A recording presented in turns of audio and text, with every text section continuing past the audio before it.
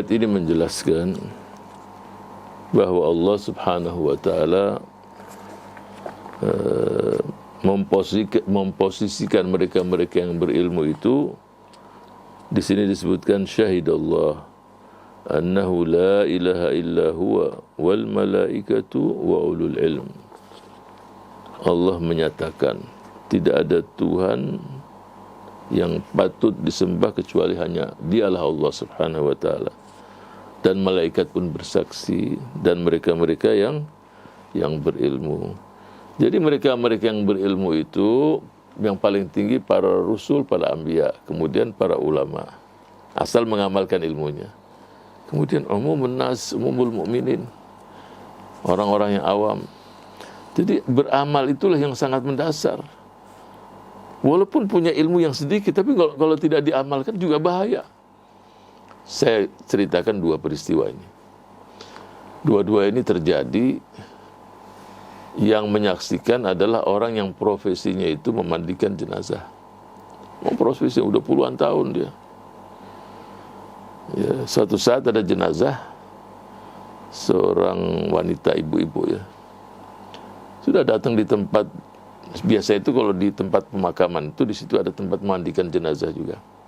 Karena wanita, ya udah ada kelompok wanita yang menangani. Biasalah turun dari mobil, kemudian dimandikan, semuanya biasalah.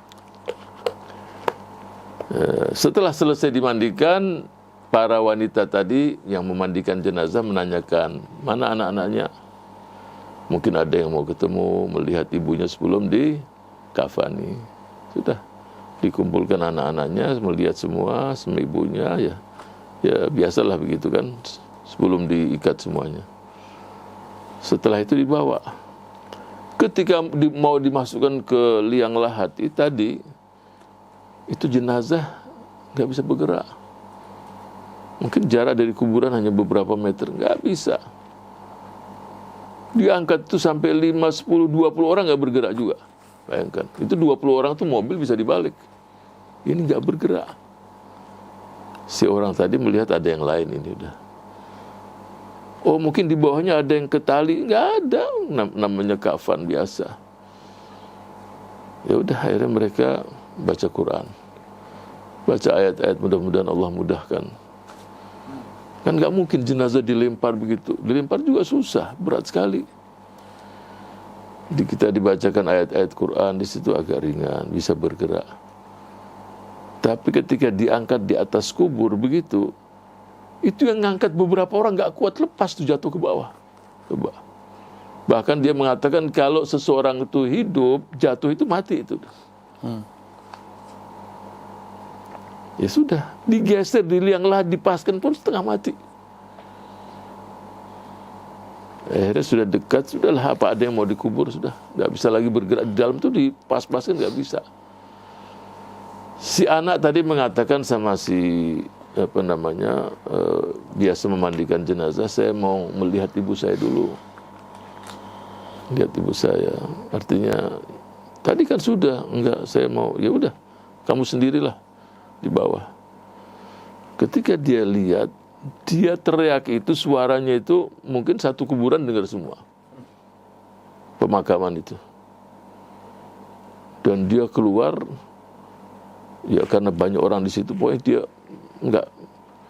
dia lari ke satu tempat lah begitu. Yang memandikan tadi selesai didekati orang tadi, anak tadi. Kamu tadi teriak, ada apa sih? Ini sebelum yang lain akan datang, semua yang dengar itu pasti akan cari dia. Ya, sudah jangan tanya saya dah. Tapi setelah ditanya terus dia ngomong, itu bukan ibu saya.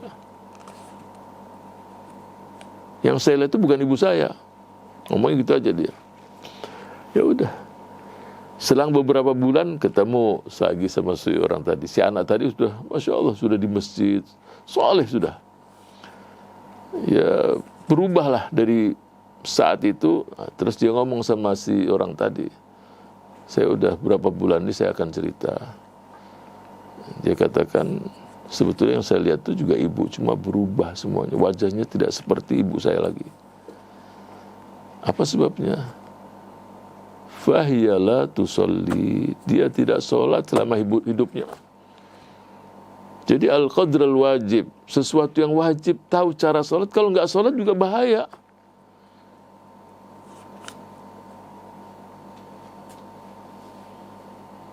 Nah, itu. Jadi ini bukan cerita fiktif, cerita kejadian supaya jadi ibrah. Jadi ibrah.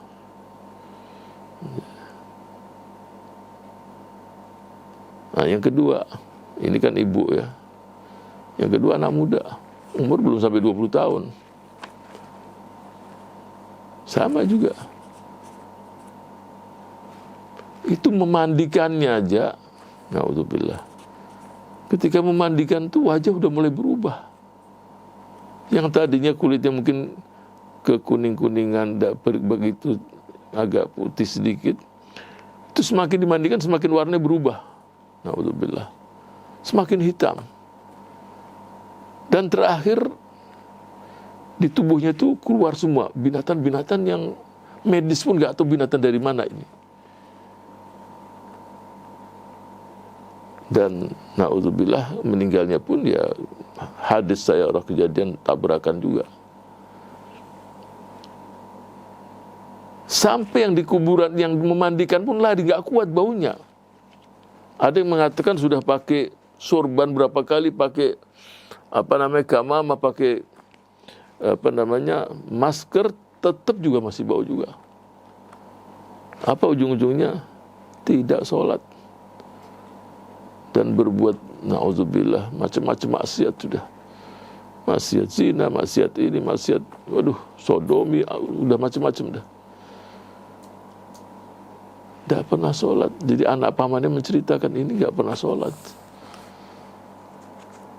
Jadi contoh-contoh yang Allah berikan jadi ibrah. Mudah-mudahan Allah menjaga kita, menjaga keluarga kita, anak-anak kita, dan mereka-mereka yang kita cintai dari hal-hal yang tidak diridhai oleh Allah Subhanahu wa ta'ala. Jadi yang sedikit pun dipertahankan, diamalkan. Setelah itu tambah.